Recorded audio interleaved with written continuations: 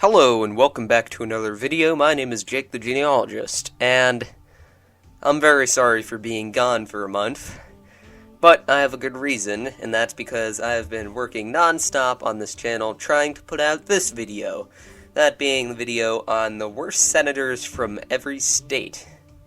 Now, I thought I'd make this as kind of a follow-up to the video I did previously about the worst governors from each state, which is actually split into two parts. I decided to make this a one-parter, probably over an hour long, though I'm not sure. And so let's just jump right into it with Alabama. And the worst senator in Alabama history was their 11th Class II Democratic Senator James Thomas Heflin, who served from 1920 to 1931. Now, before he got elected to the Senate, he helped to draft the Alabama Constitution of 1901. Some of its main points including excluding black Alabamians from voting, and supporting men convicted of convict leasing, which is basically penal labor involving black men. And he said unto this, "God Almighty intended the Negro to be the servant of the white man." Now, in 1904, he shot Louis Lundy, a black man who confronted him, with another white man, a bystander, actually being injured. And, unsurprisingly, he didn't actually get in trouble for this at all, and later praised this as one of his greatest accomplishments. Now, when he got elected to the Senate, widely believed to have joined the Ku Klux Klan, he began fear-mongering against Catholics, particularly Al Smith, the Democratic candidate in the 1928 election. And he's also even credited with coining the term yellow dog, referring to Democratic voters who voted against Al Smith because of his Catholicism. Now, unsurprisingly, this did not get his party's renomination for the Senate, and he lost in the subsequent election. And he tried to actually accuse his successor, John Bankhead, of voter fraud, but he ultimately failed and was removed from the Senate by 1932 and died in 1951. And the title for the worst senator in Alaskan history belongs to their third Class III Republican senator, Frank Murkowski, who served from 1981 to 2002 when he resigned to become the state's governor. Now, early in his senatorial career, he served on the Energy and Natural Resources Committee, but it's pretty clear that he actually didn't give a shit about the environment, as he tried and failed to lobby for oil drilling in the Alaskan Wildlife Refuge. Now, here's a couple more things that could be considered slightly more politically polarizing, but in my opinion are bad things. He was anti-abortion, opposed gun control and affirmative action, and he also railed against homosexuals serving in the military. However, he later did vote to legalize same-sex marriage in the state. And from this, he sounds like a pretty typical 90s Republican senator. The thing he gets a lot of crap for, though, ultimately, was his decision to appoint his daughter, current Senator Lisa Murkowski, to his Senate seat after he resigned to become governor, an action that was criticized then and nowadays as nepotism. And moving on to Arizona, and the worst governor in Arizona history is the second Class III Republican senator from the state, Ralph Henry Cameron, who served from 1921 to 1927. Now, you might know this guy if you've ever watched Ken Burns' National Parks, and this guy was basically the man who tried to own the Grand Canyon. Now, Cameron had a pretty long history with the Grand Canyon, trying to develop it since the early 1890s. He and his brother actually tried to profit off the tourists by building hotels and charging exorbitant toll fees for several trails to kind of build a sort of monopoly. And later on, he looked to build an hydroelectric dam, pipelines, and mines in the canyon. Now, Cameron was elected to the Senate in 1921, and on top of juggling several cases of perjury against him, he also attempted and failed to have Stephen Mather, first director of the National Park Service, removed. And this failed along with most of his court cases relating to the national park. And his claims on his previously owned trails only decreased his popularity further. Most Arizonans who voted for him initially, because he was initially popular, felt that Cameron was beginning to become self-serving. They probably should have seen this before, but I digress. And his power began to decrease, and this lost him the election in 1927 to very long-serving Senator Carl Hayden. And the worst senator in Arkansas history was their second-class free Democratic Senator Solon Borland, who served from 1848 to 1853. Now, after serving during the Mexican-American War, Borland took over for Ambrose Sevier after he resigned, and he became the new state senator. Now, deeply unpopular with most Senate members, he was pretty disunionist years before the Civil War ever ignited, and debating sovereign rights on slavery, he even attacked Mississippi Senator Henry Foote in 1850. Now, he resigned pretty early on in his term to become the envoy extraordinary and minister plenipotentiary of Nicaragua, and during this time he essentially used gunboat diplomacy to try and annex Nicaragua to become a new slave state in the United States. And when he was insulted by a crowd in Greytown, modern-day San Juan de Nicaragua, he promptly ordered President Franklin Pierce to dispatch a gunboat and destroy the city, which he did. And after his term expired, he continued being a jackass up until his death, even helping to recruit troops for the Confederate cause. And he died in 1864, right in the middle of the Civil War, at the age of only 55. And the worst senator in California history was their 8th-class free Democratic Senator James Duval Phelan, who served from 1915 to 1921.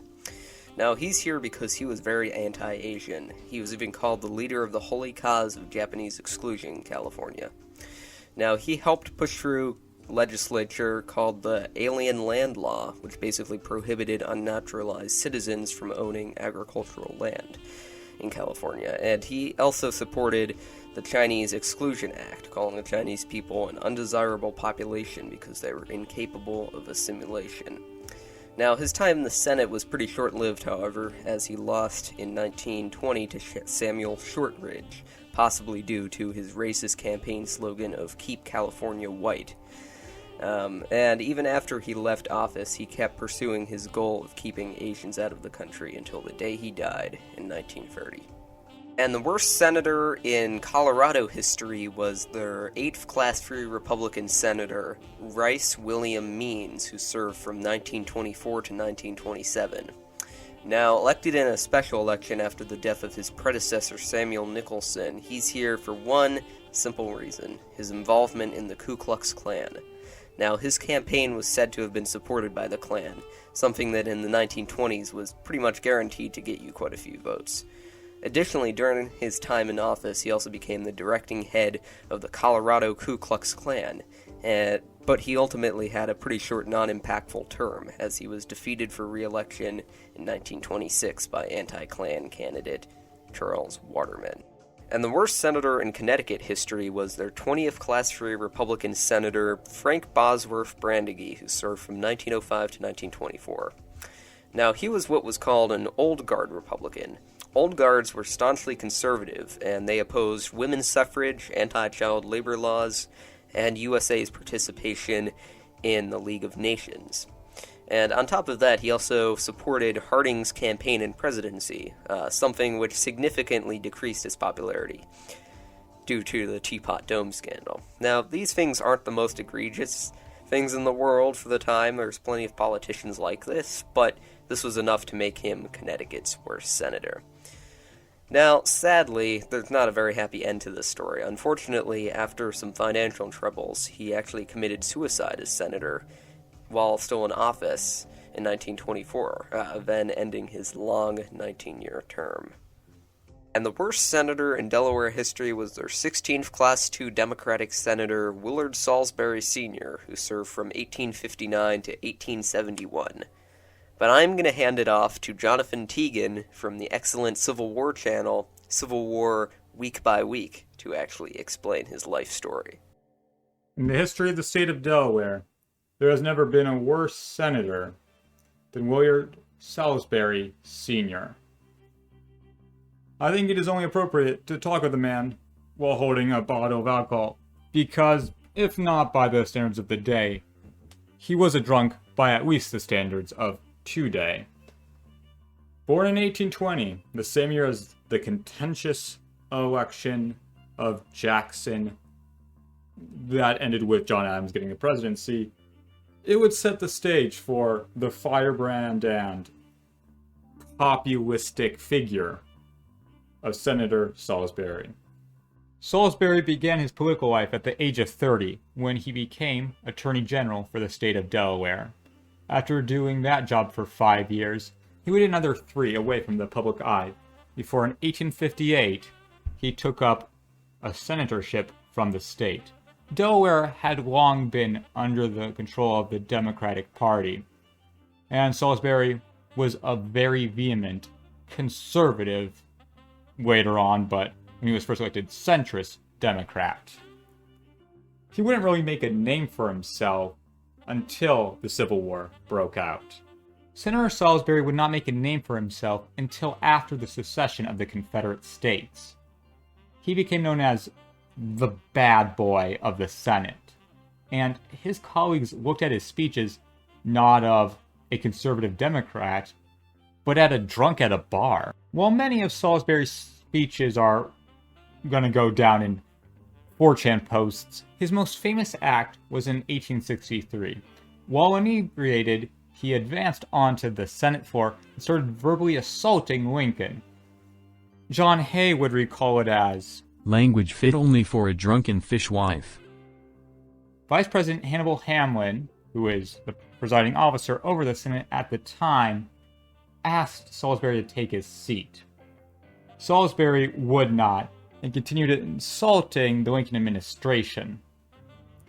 When Hamlin signaled to the sergeant-at-arms to remove Salisbury from the chambers, Salisbury pulled a gun and aimed it directly at the sergeant-at-arms' head, a clear violation of the law, and then spoke to the man. Damn you, if you touch me I'll shoot you dead.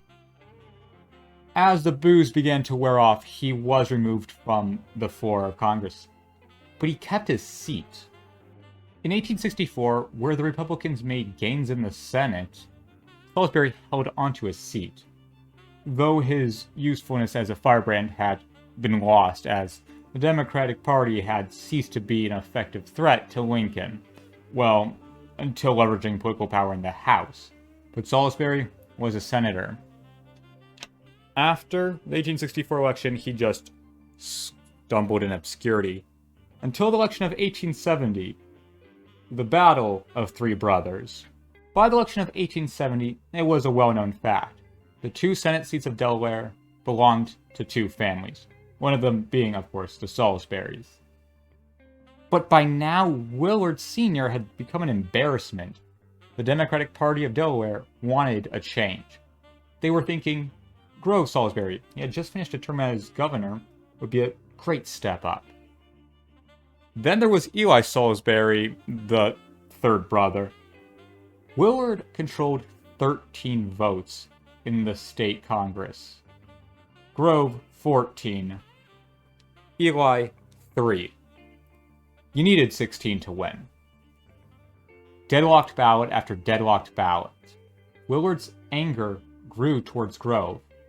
And finally, he dropped out and told his electors to support Eli. And thus, Eli got the seat. The final thing of note Salisbury did was die in 1892. Though don't worry, his son, Willard Salisbury Jr., carried on the legacy of being a wrought bastard, serving in the Senate again, being most well known for his hatred of women's suffrage. Rot in hell.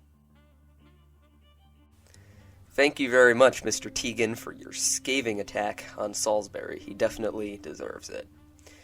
Now, moving on to Florida. Now, Florida's worst senator was their 14th Class 3 Republican Senator, Edward Gurney, who served from 1968 to 1974. Now, riding on the wave of popular support from the Republican Party in 1968, same year Nixon got elected, Gurney got elected as only the 2nd Republican senator in 20th century Florida up until that point. And he was your pretty average Southern Republican senator, opposing civil rights legislation, the war on poverty, and giving foreign aid. And he also served on the Watergate scandal And he also served on the Watergate Scandal Investigative Committee, even though he was a very big Nixon supporter. Now, by 1974, about 6 years into his term, news came out of his involvement in an influence peddling scandal, and it related to his giving of house contracts in return for payoffs to Florida construction companies, and he resigned in December of that same year. Now, he was tried on 7 counts of bribery, but he was either acquitted or the jury couldn't reach a verdict on all of them. And even though he was never indicted, it really damaged his reputation, and he was never able to run for public office again. The worst senator of Georgia was their 10th Class II Democratic-Republican/Democratic Senator George Troup, who served from 1816 to 1818, as well as 1829 to 1833. Now, he began his political career by opposing the Yazoo land scandal before he got actually elected to the Senate. And this was a pretty good decision, because that was an entire mess. And he also became a pretty prominent leader in the War Hawks, people who supported the War of 1812, along with a pretty young John C. Calhoun, then Secretary of State. Now, he was elected to the Senate in 1816, and then to the governor's seat in 1823. And during his time in office, he showed his blatant disregard for Native Americans. In the possibly colluded Treaty of Indian Springs, he negotiated with the Creek chief, his first cousin actually, William McIntosh, who ended up agreeing to cede most of the Creek's Georgia territory to the USA. And even though the majority of the Creek did not actually agree to this, Troup threatened to actually use force against them if they didn't obey. And it's no wonder from this manifest destiny and Indian removal ideals that he was called the Hercules of states' rights. And the worst senator in Hawaiian history is nobody. I couldn't pick because there's only been senators since 1959, and none of them were bad enough that I could put them on this list. Moving on. And the worst senator in Idaho history was their 13th Class III Republican Senator Herman Welker, who served from 1951 to 1957. Now, he's best known for his conservatism and his anti-communism. Yes, he was closely associated with Mr. McCarthy, someone who will be coming up a little later on. And other Senate members even called him Little Joe from Idaho. Now, he was one of 22 Republicans who voted not to censure McCarthy due to his Red Scare and Lavender Scare practices. And he also became closely involved with McCarthy and Styles Bridges of New Hampshire, who you'll recognize if you watch the Worst Governors video, in blackmailing Wyoming Senator Lester Hunt so much that he committed suicide, and his son got arrested on charges of being a homosexual. Now, after his tumultuous term, he ran for re-election, but got absolutely crushed by Democrat Frank Church. Welker only received 39% of the vote, reflecting how many people began to support the Democrats in Idaho instead, because of his red baiting. And he died only 9 months after leaving office in 1957 anyways, dying from a brain tumor. And the worst senator in Illinois history was their first Class III Democratic-Republican Senator, Ninian Edwards, who served from 1818 to 1824. Now, after serving as the last governor of Illinois Territory, he was elected to become the first senator of Illinois after achieved statehood. Now, during his time as senator, he made a really dumb mistake. He wrote in the newspaper The Washington Republican under the pseudonym A.B., and in these articles he vehemently criticized then Secretary of the Treasury William H. Crawford, alleging that he deliberately didn't withdraw federal money from a collapsing bank in Illinois. Unfortunately, after others found out who was writing these articles, Edward wasn't able to back up his claim with evidence, and he resigned as senator that same year to become First Minister of the U.S. to Mexico. However, he later resigned this post after facing charges for the A.B. plot. He done goofed up. Later on, he somehow actually managed to win election and become governor of the state. And during his time as governor, he wasn't much better. A la George Troup, he called for Indian removal in northern Illinois. He claimed that their presence violated the rights of a sovereign and independent state, and threatened to call in the militia if they disobeyed. And the tribes, namely the Ojibwa, Ottawa, Winnebago, and Potawatomi rightly frightened ceded 3,000 square miles of their land over to the U.S. And after his political career ended in 1830, he went back to his home and died from a cholera epidemic only 3 years later. A fitting end for someone who turned his state into a shitty place for Native Americans. And the worst senator in Indiana history was their 5th Class I Democratic Senator, Jesse David Bright, who served from 1845 to 1862. Now, known to be not so great of an orator, he still managed to become the president pro tempore of the Senate multiple times during his career. And fun fact, much of that time he was actually first in line of succession for the presidency if Buchanan died for some reason, due to the vacancy of the vice president position. But what he's known most for is how he got out of office. By 1862, he actually acknowledged the Confederate States of America as a real country, and even authorized the sale of firearms to the rebels. And it didn't take much deliberation from the rest of the Senate before he was kicked out, becoming the most recent senator to be expelled, and the only Northern senator during the Civil War who was expelled for having Confederate sympathies. Probably a very good thing he never succeeded Buchanan as president. And the worst senator in Iowa history was their first Class II Democratic Senator, George Wallace Jones, who served from 1848 to 1859. Now, he was the very first senator of Iowa, but he was not really someone who's fondly remembered in their history, as you can tell. Now, during his term, his siding with Southern senators on slavery issues made him intensely unpopular with both Iowans and other Northern senators. He was described as being Democrat in politics and a Southerner by instinct. Though he claimed that he opposed slavery, nobody really bought it due to his support of the Kansas-Nebraska Act. Unsurprisingly, he was not really re-elected to another term in the Senate. Later in 1861, he was actually arrested and even jailed on the grounds that he was a Confederate sympathizer and disloyal to the U.S., but he was released pretty soon after by Lincoln and forced into a soft retirement up until his death in 1896. And the worst senator in Kansas history was their 10th Class II Republican Senator, Joseph Ralph Burton, who served from 1901 to 1906. And he is well known for being the first senator ever actually convicted of a criminal charge. Yep, it took about 115 years for a senator to actually be convicted of any criminal charge. Now, in the case Burton v. United States in 1904, he was convicted of having accepted $2,500 from the Rialto Grain and Securities Company in return for representing them in a fraud order case before the post office. Now, he was indicted and ordered to serve 6 months in jail and pay a fine of the same bribe amount. And he resigned by 1906, becoming the very first convicted criminal politician the U.S. had ever seen. And the worst senator in Kentucky history was their 19th Class III Democratic Senator, John Cabell Breckinridge, who served in 1861 for several months. Now, you might know this guy for being the 14th Vice President of the United States under Buchanan, as well as running for president against Lincoln and Stephen Douglas in 1860. But he also deserves special hate for being a senator. He got elected to the Senate during the secession of several states forming the Confederacy. Supporting the Confederacy, Breckinridge was in the minority, even in his state, a border state, and it took only a couple months before he got booted from the Senate for his pro-secession viewpoint. He later actually became a major general for the Confederacy, and he kind of sucked at that. And then he got captured at the end of the war and sent into exile before dying back in Kentucky in 1875, a disgraced man.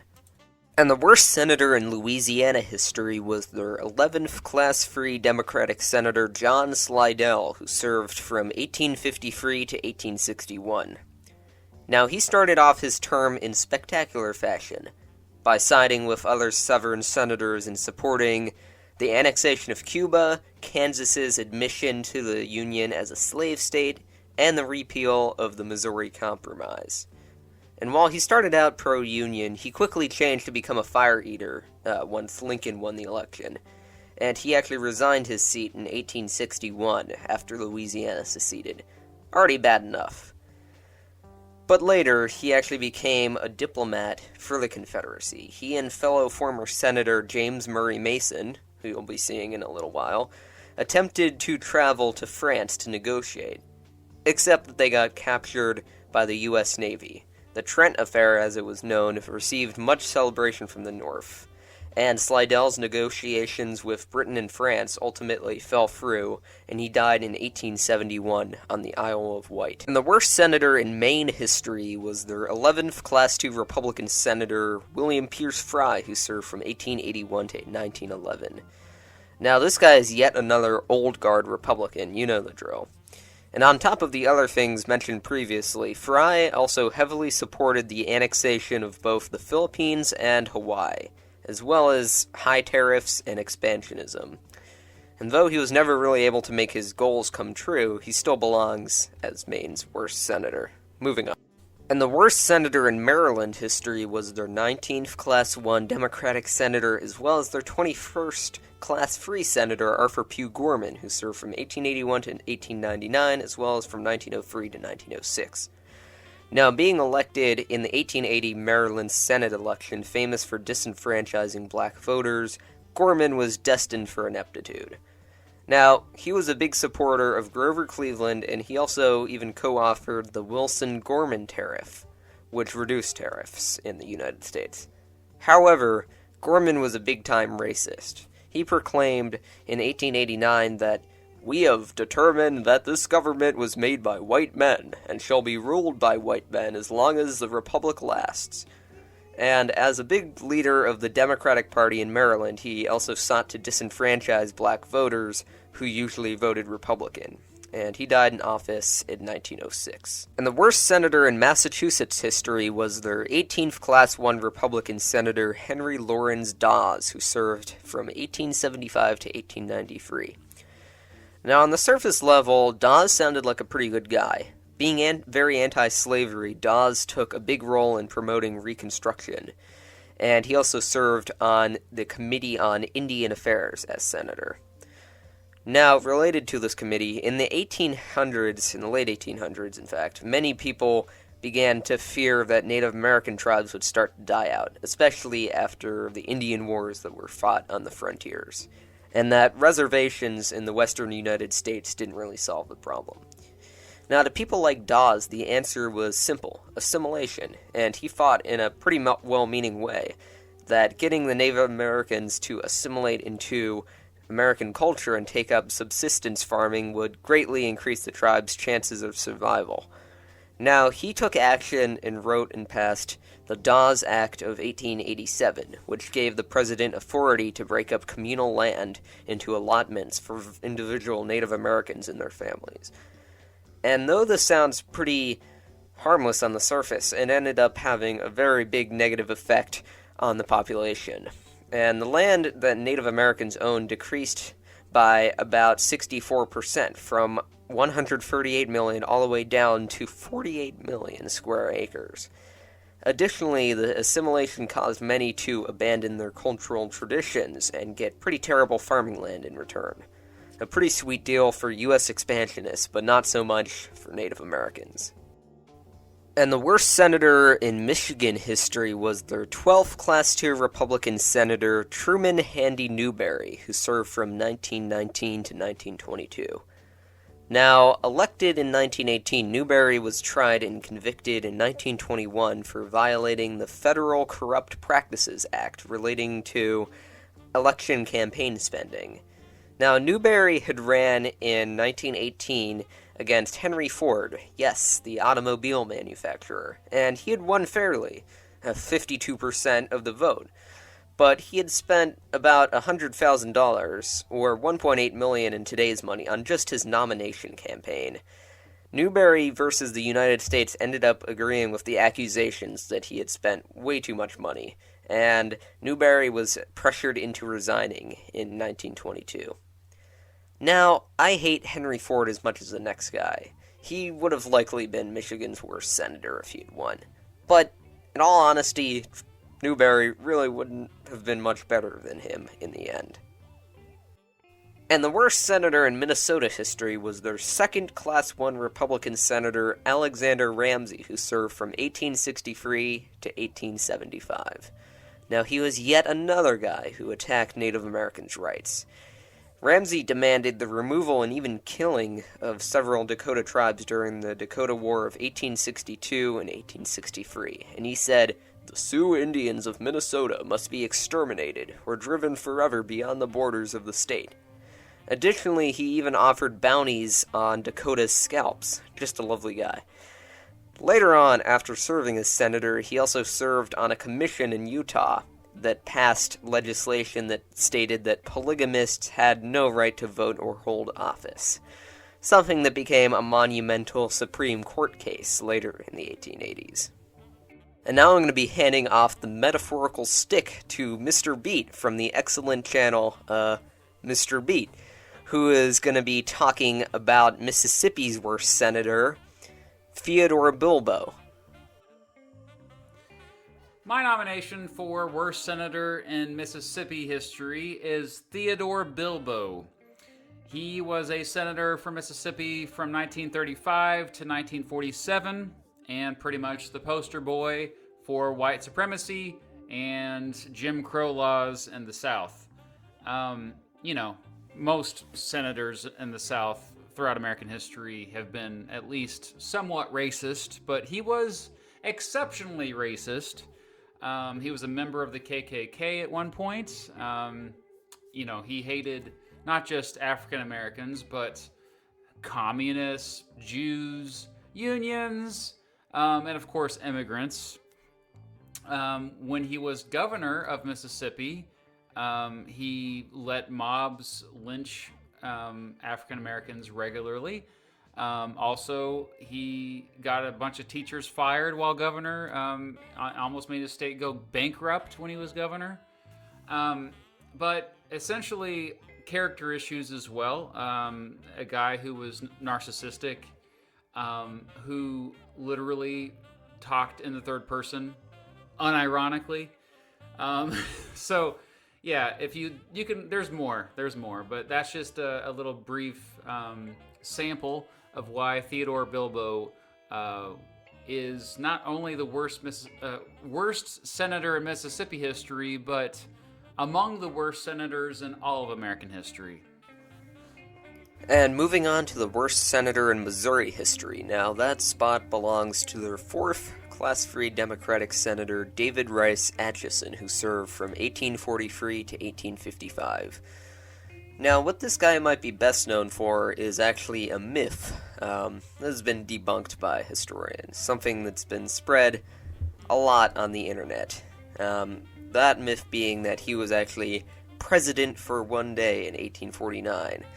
And it all stems around the fact that, basically, this was right between the terms of Polk and Taylor, and also Vice President George M. Dallas relinquished his position as leader of the Senate, thus making this little one-day gap fall to the next person in line, the President pro tempore, something that David Rice Atchison was at the time.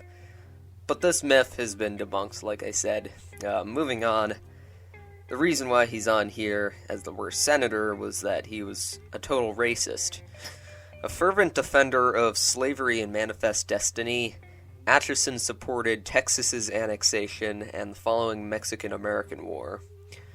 Additionally, upon Atchison's behest, Stephen Douglas introduced the Kansas-Nebraska Act, and along with this, Atchison also led the Border Ruffians, thousands of Missourians who came into Kansas and basically started the whole Bleeding Kansas thing with the Free Soilers who were against slavery. Now, he lost re-election in 1855, but that didn't stop him from also taking a role in the Civil War, too, actually being appointed a major general in the Missouri State Guard, and he died in 1886. And the worst senator in Montana history was their third Class 1 and their third Class 2 Democratic Senator, William Andrews Clark, who served from 1899 to 1900, as well as from 1901 to 1907. Now, before his senatorial career, he was an entrepreneur involved in mining, banking, and railroads, and he also became known as one of three copper kings in Butte, Montana. Now, he got involved in politics around the turn of the century, and he also campaigned for Helena to become the new state capital in a pretty highly competitive battle, one charged by race and religion. Now, after becoming senator, he was actually revealed pretty soon after to have bribed state legislature members for their votes and wasn't actually officially seated. This later influenced the passage of the 17th Amendment. Somehow, though, he actually won election again only a year later, and he defended his previous actions stating that, "I never bought a man who wasn't for sale." Now, he was criticized vehemently by author Mark Twain, who said that he is as rotten a human being as can be found anywhere under the flag. He is a shame to the American nation, and no one has helped to send him to the Senate who did not know that his proper place was the penitentiary, with a ball and a chain on his legs. To my mind, he is the most disgusting creature that the Republic has produced since Tweed's time. Pretty scathing editorial. And he died in 1925 in disgrace with an estimated net worth of about $300 million, or about $4 billion in today's money. And the worst senator in Nebraska history was their 9th Class II Republican Senator Kenneth Spicer Wary, who served from 1943 to 1951. Wary was an isolationist. He opposed the U.S.'s entry into the United Nations, the Truman Doctrine.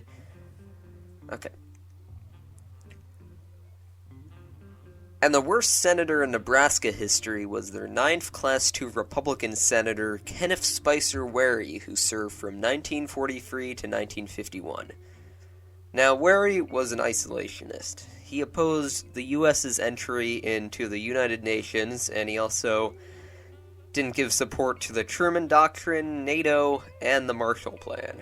However, what he's most infamous for is his opposition of homosexuality. He said about this, "You can't hardly separate homosexuals from subversives. But look, learner, we're both Americans, aren't we? I say let's get these fellows, aka closeted gay men in government positions, out of the government." And also, according to Wikipedia, he also publicized the fear that Adolf Hitler had given Joseph Stalin a list of closeted homosexuals in government, which he believes Stalin would use to blackmail these same homosexuals into becoming Soviet spies. Pretty condemning. And the worst senator in Nevada history was their 6th Class III Democratic Senator Pat McCarran, who served from 1933 to 1954. Now, after several unsuccessful campaigns to become senator, McCarran finally won election in 1932.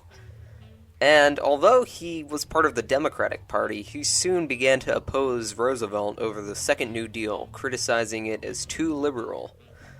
And on top of this, he also hated the U.S.'s alliance with Soviet Union during World War II, calling the Third Reich, actually, the lesser of two evils in Europe.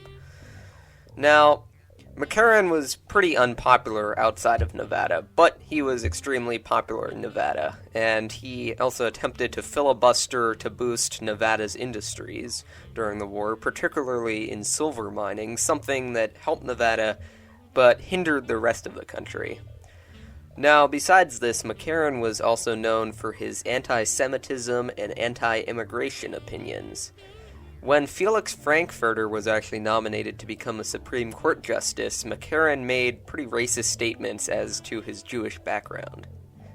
In regards to his anti-communism, McCarran was a huge admirer of Franco because of it, and he was even called the Senator from Madrid. And luckily, recently there's actually been a renewed push to stop honoring a man who the Las Vegas airport is still currently named after. And the Democrats in Nevada's Congress said that he left a legacy of racism, anti-Semitism, and xenophobia. And he certainly did. Moving on. And the worst senator in New Hampshire history was their 20th Class III Republican Senator James Willis Patterson, who served from 1867 to 1873. Now, Patterson is best known as being a senator who was involved in the Credit Mobilier scandal, very famous scandal, which was a construction fraud case that took place during the building of the Transcontinental Railroad. Now, in 1873, he was accused of actually giving false testimony by the Senate, who recommended him being expelled. However, his term expired beforehand, thus putting him down in history as yet another senator who wasn't pressed for his criminal charges. Moving on. And the worst senator in New Jersey history was their 36th Class I Democratic Senator, Harrison Williams, who served from 1959 to 1982. He was yet another corrupt politician. Williams served for 22 years before actually being convicted in 1981 in the Abscam sting operation conducted by the FBI that convicted several politicians, him being the only senator, of taking bribes and trafficking in stolen property. Now, he actually resigned before the expulsion vote happened and actually served 3 years in prison. Surprisingly, the first time in 80 years that such a thing had happened to a senator. And the worst senator in New Mexico history was their first Class II Republican senator, Albert Fall, who served from 1912 to 1921. Now, right from the get-go, Fall was unpopular with many other politicians, both Democrats and fellow Republicans, but he was very popular with the people. Fall was in an interesting position. And his re-election campaign only heightened the suspicions around him gaining sympathy from the voters in some way. Now, he did some good things. He was a big opposer of Woodrow Wilson, and he also supported women's suffrage and opposed World War I. Pretty good things. However, he became involved heavily with the Ohio Gang, politicians who gained a role in guess who? Warren Harding's cabinet, and he became the Secretary of the Interior once Harding got elected. And if you couldn't already foresee this, he was one of the cabinet members convicted in the Teapot Dome scandal, something that plagued Harding's presidency. And Fall was sentenced to a year in jail and fined $385,000. And after being politically disgraced and released from prison, he retired and died in 1944. Moving on. And moving on to New York. Now, the worst senator in New York history was their second Class I Democratic Republican Senator, Aaron Burr, who served from 1791 to 1797. Now, Burr is of course known in popular culture for being the antagonist in the highly acclaimed, but also highly inaccurate musical Hamilton. But besides sucking as a person, Burr also sucked as a politician. The Burr conspiracy actually alleged that Burr attempted to plot to annex Louisiana and Mexico, both still in the hands of the Spanish, and make them into independent republics. He was arrested on charges of treason, but he was acquitted in 1807 when still in office as vice president. Now, you might say, well, Jake, he did that after he was a senator. However, I don't really care about that. What I care about is Burr's character, and his character was very bad. Moving on. And the worst senator in North Carolina history was Jesse Helms, but I'm going to actually hand it off to Dr. Czar of the awesome channel History and Headlines to give you the scoop on why he was so bad. Jesse Helms of North Carolina, 1973 to 2003, nicknamed Senator No, was a major impediment to progress in the United States Congress. He consistently opposed legislation designed to help Americans live safely and prosper, including such landmark bills as the National Endowment for the Arts, the Food Stamp Program, the Voting Rights Act, the Civil Rights Act, and the Religious Freedom Restoration Act, as well as attempts to ensure homosexual rights, the rights of people with disabilities, women's rights, access to safe abortions, affirmative action, workers' rights, drug rehabilitation, and all sorts of civil rights-related legislation. His policies regarding taxes and economics were beneficial to the rich and detrimental to the working class, and he was accused of being a racist throughout his career, an accusation not helped when he purposely sang Dixie in the presence of the first African-American female senator. Helms also personally filibustered discussion of creating the Martin Luther King Jr. holiday and blocked the confirmation of many African-American judges and other appointees. His reputation was as a hateful racial segregationist and a homophobe. And the worst senator in North Dakota history was their 8th class-free Republican Senator Gerald Nye, who served from 1925 to 1945. Now, Nye was elected and seated at the age of only 32 upon the death of his predecessor, Edwin Ladd. And as a progressive, he pushed forward many progressive policies in North Dakota, but he was also an isolationist, drawing the ire of Theodore Geisel, later Dr. Seuss, who actually drew him in a political cartoon. Now, one of the biggest achievements Nye had in his senatorial career was leading the Nye Committee, a committee that investigated the U.S.'s entry into World War I. However, as soon as Nye began to attack loved President Woodrow Wilson, Congress shut it down. And though it was ended, it would have an enormous impact on neutrality during World War II. But let's get to the bad stuff. He was an anti-Semite. Along with his anti-war stance, he also believed in a conspiracy that the Jews were at fault for leading the country into the war.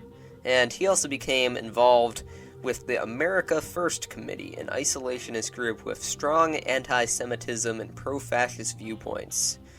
Later on, he was even accused of making radio broadcasts with anti-Semitic undertones, and he also supported Burton Wheeler's conspiracy about Jews in the film industry. And the worst senator in Ohio history was John Smith, but once again, I'm going to be handing it off to Dr. Czar to take this one. John Smith, 1735 to 1824, represented Ohio in the U.S. Senate from 1803 to 1808, during which he was sure to continue profitable business dealings while enriching himself during his time in office. Smith became entangled in Aaron Burr's plot to seize Spanish territory adjacent to the United States, and when called out on his support of Burr, Smith quickly changed sides and began a campaign to defeat Burr's plot.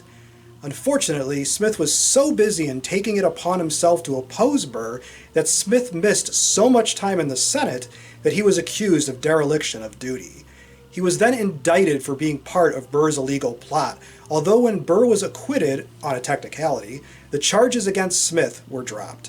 In 1807, Smith suffered the indignity of being tried by the Senate for expulsion, an effort led by John Adams. Defended by Francis Scott Key, Smith once again narrowly avoided censure by being acquitted by a single vote. Smith resigned from the Senate and eventually went bankrupt, turning to the pulpit as a preacher in order to make a living. Smith whined about having been betrayed by President Thomas Jefferson. And the worst senator in Oklahoma history was their second Class II Republican Senator, William Bliss Pine, who served from 1925 to 1931. Now, he's here for one reason only: his involvement with the Ku Klux Klan. Now, William Shelley Rogers, then Cyclops of the Tulsa Klan, pledged the Klan's vote to Pine's campaign, and he accepted this, and he might have been a Klansman himself, and he was criticized by newspapers throughout his term as being a Republican Klansman. Pretty uncommon then. And the worst senator in Oregon history was their 16th Class-free Republican Senator Bob Packwood, who served from 1969 to 1995. Now, Packwood wasn't actually bad to start his term. He was elected in 1968, becoming the youngest senator. And he was a Republican, but he actually had some more liberal views on things like gun control, establishing Martin Luther King Day, and the Civil Rights Restoration Act. And along with this, he was also actually pro-choice on the abortion issue, earning him a lot of popularity with feminists. Unfortunately, this popularity would be pretty short-lived. In 1992, news started to come out from women claiming that Packwood sexually abused and assaulted them. He of course denied these claims, but more details came out from his diary which detailed these encounters. And after a couple of years of deliberation, the Ethics Committee of the Senate recommended Packwood's expulsion in 1995, but he resigned before it actually happened. Disgraced, he entered into a rehabilitation center, blaming his sexual deviancy on alcoholism, but his good reputation was ruined. And the worst senator in Pennsylvania history was their 24th Class I Republican Senator David Aiken Reed, who served from 1922 to 1935. Now, he's here for two things. One is a piece of legislature that he wrote, and one is a comment that he said. So, firstly, the legislature. So, that was co-writing the Immigration Act of 1924, along with the U.S. Representative from Washington, Albert Johnson. Now, basically what this act did was to attempt to put an even smaller quota on immigrants from Central and Eastern Europe and completely ban Asian immigrants. Not very good. Next, the comment. So, in 1932, Reed, in a Senate speech, said, "I do not envy other countries and their governments, but I say, if this country ever needed a Mussolini, it needs one now." Moving on to Rhode Island, and their worst senator was their 10th Class II and their 14th Class I, Whig for one term, Republican for the next term, Senator James Fowler Simmons, who served from 1841 to 1847 and 1857 to 1862. Now, his first term went largely without incident, but 5 years into his second term, he got into some trouble. Now, directly quoted from Wikipedia, on July 12, 1862, Senator Joseph A. Wright submitted a resolution calling for Simmons's expulsion. Wright stated that then Secretary of War Edwin Stanton accused Simmons of securing a contract for 2 Rhode Island rifle manufacturers in exchange for a fee of $20,000 in promissory notes, which are written promises. And Simmons resigned only 2 months after being accused, a testament to how much he did not want to be expelled, and how overwhelming the evidence was against him. And the worst senator in South Carolina history was their 8th and 10th Class II Democratic Senator John C. Calhoun, who served from 1832 to 1843 and 1845 to 1850. Now, after a pretty turbulent term as vice president under Andrew Jackson from 1825 to 1832, including the pretty disastrous nullification crisis, Calhoun resigned his post and he was elected to the Senate. Now, during his first term, he was actually able to resolve that nullification crisis, but he had some strange differing opinions on other issues. So, on one hand, he actually split with the rest of the Democratic Party, and actually supported the Whigs during the Bank War. But then he later doubled down with the Democratic Party and started to support them again once Van Buren got into power. And he resigned from his first term to run for president, but he became Secretary of State instead under Tyler, and after his presidency ended, he was elected to the Senate again in 1845. Now, like most antebellum senators, he supported the annexation of Texas and opposed the Wilmot Proviso and the Compromise of 1850. But interestingly, he actually opposed the Mexican-American War. You want to know why? Because it would bring more non-whites into the country. Big surprise. And though John C. Calhoun died in 1850, only 5 years into his second term, his legacy would be felt in the form of the Fire Eaters, who were early secessionists who supported him. Thanks a lot. And the worst senator in South Dakota history was their 3rd Class II Republican Senator, Thomas Sterling, who served from 1913 to 1925. Now, Sterling's here because he was a member of the Overman Committee. Now, the Overman Committee, which ran from 1918 to 1919, investigated so-called un-American activities, German and Bolshevik organizations in the U.S. Now, this might sound pretty small and inconsequential, but it actually played a great role in influencing the Red Scares and other anti-communist opinions in the United States. Moving on. And the worst senator in Tennessee history was their first Class II Democratic-Republican Senator, William Blount, who served from 1796 to 1797. Now, he's best known as being the very first U.S. politician ever expelled from their office. Now, for some paperwork and suspicious meetings, Blount attempted to work with the UK and actually give the Old Southwest, then owned by Spain, to them. And he was expelled for essentially severing ties with Spain and violating America's neutral stance. Aaron Burr might have gotten inspired by this guy. And the worst senator in Texas history was their fourth Class II Democratic Senator, Richard Koch, who served from 1877 to 1895. Now, after Texas's defeat in the Civil War, it became enveloped with Republican Party members during Reconstruction, trying to, enforce rights for African Americans. However, this guy, Koch, decides to rebel against everything that's happening, and everyone in the state, and create a coalition of Democratic supremacy. Now, he defeated incumbent Civil War General Edmund Jackson Davis to become the new governor, and followed up that term by winning election to the Senate. Now, during his term, he transitioned Texas back to being a pretty racist Democratic stronghold.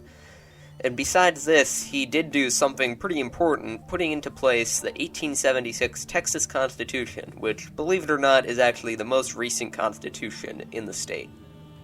Overall, Koch had a long-lasting impact, but not for the better. No Republicans would actually get elected to a major political office in Texas for about 100 years after he came to office. And the worst senator in Utah history was their fourth Class I Democratic Senator, William Henry King, who served from 1917 to 1941. So this guy was yet another guy who was a member of the Overman Committee, which was already talked about. Moving on. And the worst senator in Vermont history was their 17th Class III Republican Senator, William Paul Dillingham, who served from 1900 to 1923. Now, the reason why Dillingham was so bad was because of his views on immigration. Now, he chaired the Dillingham Commission, a study into the effects of immigration in the years leading up to it, and from this he concluded that Southern and Eastern Europeans should enter the country in much, much, much smaller amounts because they supposedly posed a threat. Moving on. And the worst senator in Virginia history is James Murray Mason, but I'm going to be handing it off to Dr. Czar for a third time to talk about why he was so bad. James Murray Mason, 1798 to 1871 of Virginia, served in Congress from 1837 to 1839 in the House of Representatives and then in the U.S. Senate, representing Virginia from 1847 to 1861. Mason was a slaveholder, an ardent supporter of the secession of Virginia from the United States. Mason even attempted to travel to England to enlist Great Britain in recognizing the Confederate States of America, although he and another Confederate envoy were captured by a U.S. Navy ship that stopped and searched the British ship Mason was traveling on. Released by the U.S. government only 2 months later, Mason went on to England to politic on behalf of the Confederacy and make purchases to help the Confederacy continue the war against the United States. Mason was a strident proponent of slavery and used his office as a senator to fight against the abolition of slavery, including personally writing the much detested Fugitive Slave Law of 1850. When he returned to Virginia in 1868, after exile in Canada after the Civil War, he refused to hire any African Americans as employees or servants, insisting that only white people deserved to be paid for labor. In fact, he referred to black people as worse than worthless. And the worst senator in Washington history was their 9th Class III Democratic Senator, Brock Adams, who served from 1987 to 1993. Now, after serving as the Secretary of Transportation under Jimmy Carter, Adams was elected to the Senate in 1986, and like most Democrats at the time, Adams was pretty liberal on most issues. Unfortunately, his good image wouldn't last very long. Like Bob Packwood, Adams was accused of sexual assault and harassment, in this case by a family friend. And by 1992, 8 more women came out alleging that he drugged them and proceeded to assault or rape them. And Adams was forced into retirement before his re-election campaign started, and he died in 2004. A disgraced politician. And the worst senator in West Virginia history was their 17th Class I Democratic Senator, Robert Byrd, who served from 1959 to 2010. An amazing 51 years. Now, being the longest-serving U.S. Senator, Byrd might also be one of the worst. He's certainly the worst in West Virginia. Now, even before Byrd became a senator, he was kind of up to no good. In the 1940s, he thought it would be a good idea to create a new chapter of the Ku Klux Klan in his area, and he became their exalted Cyclops, whatever the hell that means. And he even wrote to fellow crappy Senator Theodore Bilbo, mentioned from before, because he was a great admirer of his, and Byrd later called this the greatest mistake I ever made, referring to the Klan, and he reaffirmed that he was apparently young and naive at the time, but still doesn't make up for the fact that he did, though. This is a common theme you'll see. Byrd owning up to his really stupid mistakes later on, when he was an old man. But despite this, Byrd was elected to the Senate in 1959, and he was part of the Democratic Party that actually opposed civil rights. Yes, he was a Democrat, but he had mostly conservative views. However, his views on race apparently changed, at least according to him, but that didn't stop him from freaking gas well into the 2000s, saying some pretty racist statements and words along the way. Now, along with this, Byrd was also anti-abortion, homophobic, and, well, he appeared in a movie in the 2000s along with fellow Senator of West Virginia, George Allen, playing Confederate officers in a movie that got criticized for reaffirming the Lost Cause myth. Good going, West Virginia. And the worst senator in Wisconsin history was their 10th Class I Republican Senator, Joseph McCarthy, who served from 1947 to 1957.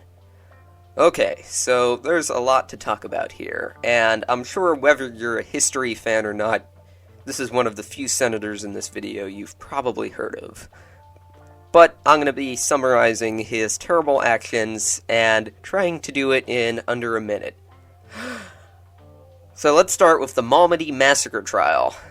Being suspicious of the government having enemies within, and the subsequent Tidings Committee, blackmailing and or assaulting alleged communists and homosexuals.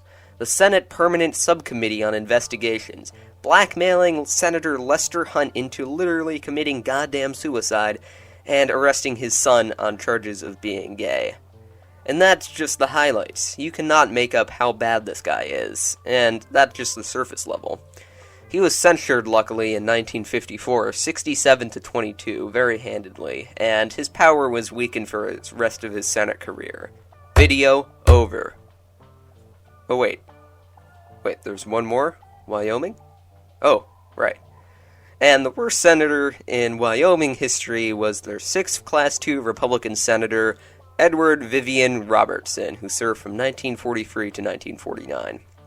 Now, Robertson's here for the exact same reason as the worst governor of Wyoming, his views of Japanese internment. Now, most of the information here comes from the excellent paper Apologies of Apologists, Remembering the Japanese Internment in Wyoming by Eric Muller.